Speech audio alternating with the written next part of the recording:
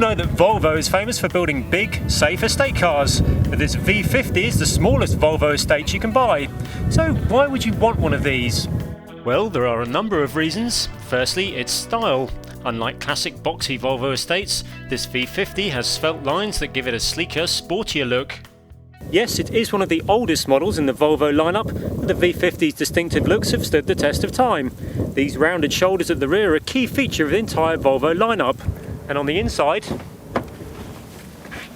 you get the first iteration of what has now become a Volvo trademark, the floating centre console inspired by Scandinavian furniture design. As pleasing to the eye as this is, the floating centre console has forced a sat-nav up on top of the dash, and it can only be operated by remote control. Not only is it clunky, it's also difficult to read.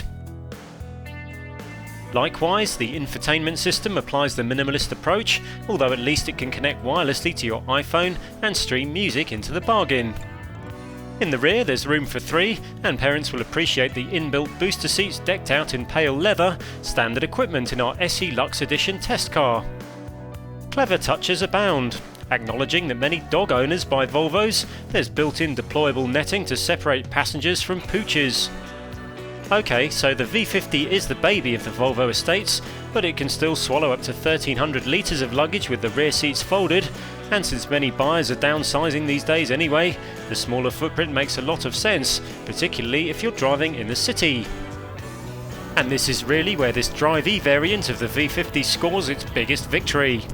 Under the bonnet, Volvo has fitted an ultra-thrifty diesel engine which, coupled to a stop-start transmission, enables it to sneak under the 100 grams per kilometre barrier for CO2 emissions, and thus renders it exempt from the London congestion charge.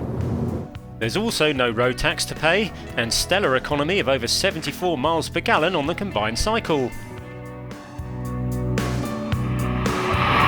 But does that make this fuel miser a miserable drive? No. Granted, the V50 Drive-E is no GTI, but it does accelerate from 0 to 60 in only 10.9 seconds and have a top speed of 121 miles per hour. The V50 is packed with all the safety features you'd expect from a Volvo, and one or two optional extras like the blind spot information system, which flashes bright orange when in close proximity to other vehicles. There are a few niggles.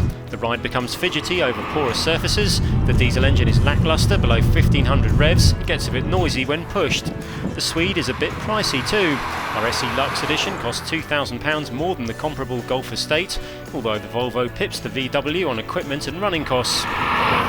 So there's plenty of life in the V50 yet. It's stylish, compact and incredibly frugal, making it bang on trend for these belt-tightening times.